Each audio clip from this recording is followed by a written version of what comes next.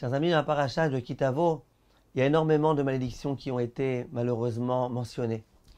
Et voilà que dans la paracha de Ekev, lorsqu'Akadosh Baruch Hu nous parle des coups qui peut lui arriver de nous donner, il est écrit Ka'asher yeyaser ish et beno. De la même façon que l'homme donne des coups à son fils, Kach Hashem yeyasereka. De la même façon, Akadosh Baruch Hu, il nous envoie des épreuves. Il nous donne des coups, il nous corrige. Il y a ici une question extrêmement forte qui doit se poser. Si on y réfléchit, en général on n'y réfléchit pas.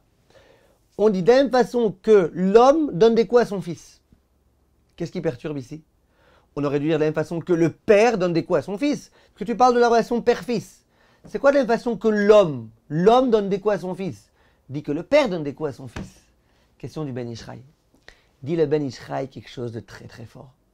Il dit quand un père donne des coups à son fils, très souvent, et c'est dans tous les cas ce qui est souhaitable, il le fait pour le bien de son fils, pour éduquer son fils. Mais quelquefois, quand il le fait, c'est pas exactement que pour éduquer son fils. Parfois, il le fait parce qu'il attend que son fils soit bien éduqué, pour qu'ensuite on dise que lui, c'est un bon éducateur. Il attend que son fils soit obéissant parce qu'il aimerait bien, quand il demande quelque chose à son fils, que son fils obéisse immédiatement.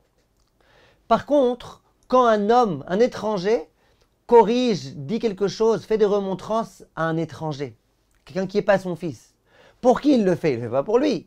Lui, ça lui est égal. Donc pour qui il le fait? Il le fait pour le bien de l'autre.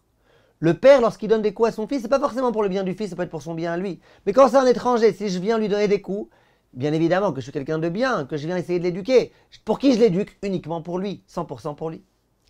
Dit le Rav, s'il avait écrit de la même façon que le père donne des coups à son fils, Hachem donne des coups, on pourrait dire quand Hachem il nous donne des coups, c'est pour son bien à lui. C'est pour lui. Comme le père, parfois, il donne des coups pour son bien à lui. C'est pourquoi on dit non, comme un homme donne des coups à son fils. Un homme, pas un père, un homme. Comme un homme donne des coups à son fils. En quelque sorte, il s'agit ici de coups qui sont donnés par un homme. Et bien, Kadosh Baruch Hu Kaviyachol, quand il nous donne des coups, c'est forcément, uniquement pour mon bien. Il veut me corriger, il veut me donner des leçons. Et ça, il faut bien qu'on le comprenne, que Kadosh Baruch Hu, c'est pas un justicier impitoyable, c'est au contraire un Dieu qui aime, qui nous aime et qui veut notre bien, et qui a créé le monde pour nous et qui nous a créé à nous aussi pour notre bien dans l'Olam Haba, comme il y a écrit dans les Chachamim et aussi dans l'Olam Hazé. Kol Tov mes chers amis, et à bientôt.